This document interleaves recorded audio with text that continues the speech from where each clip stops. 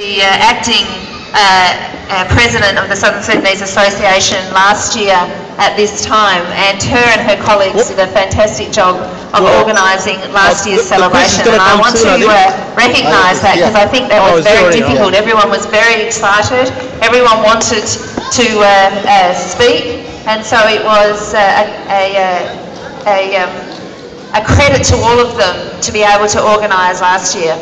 It is also a credit to the organisers this year, and it is great to be here. It's great to see the dancers.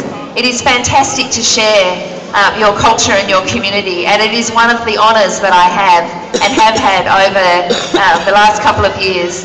I was elected to become the member for Nollamara, which includes Mirrabooka and Kundula and Alexander Heights and Westminster, in 2008. So it's only, 4 years ago that I became a Member of Parliament.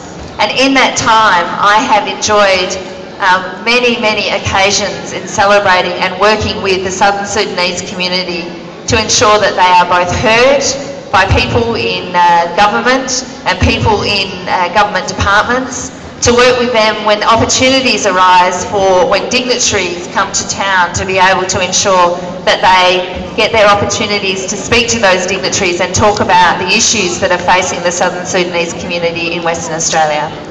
I know sometimes that the leaders in the Southern Sudanese community feel like you're often telling us the same things and talking about the same things.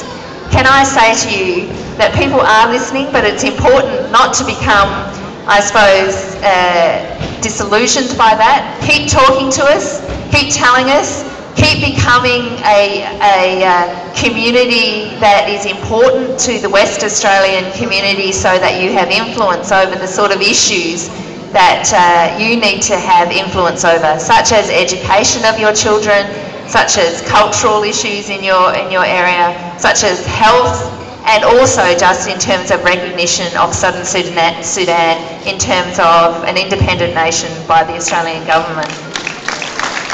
So keep having those discussions with us, because we are listening, but there are many communities around, and everyone, we listen to everyone, but you are a very important community to the West Australian community, and I just want to tell you that. And look, you're a passionate community, and you continue to be passionate about Southern Sudan, and I would commend you to keep working with the Southern Sudanese government to ensure that the things that you know that they can draw on. I know when the chairman of the SPLM came to a meeting last August, I think, from Southern Sudan, that one of the questions that people asked was about how you deal with corruption in Southern Sudan.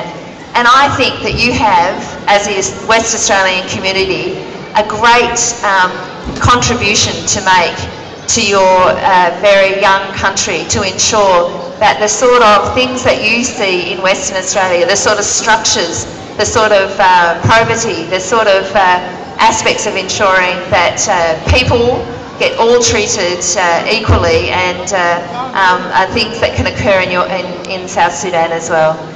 So again, thank you very much for letting me speak to you tonight. It is a great privilege.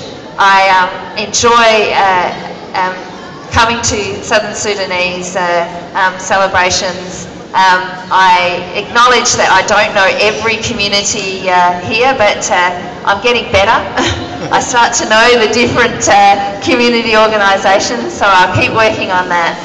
I am going to unfortunately have to leave early, so I won't be able to dance all the night away.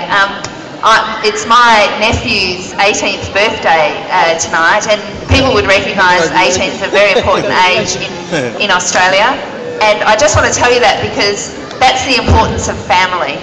And I know that you understand the importance of family. And I know that you understand that your families are important, and the support you give to each other is important.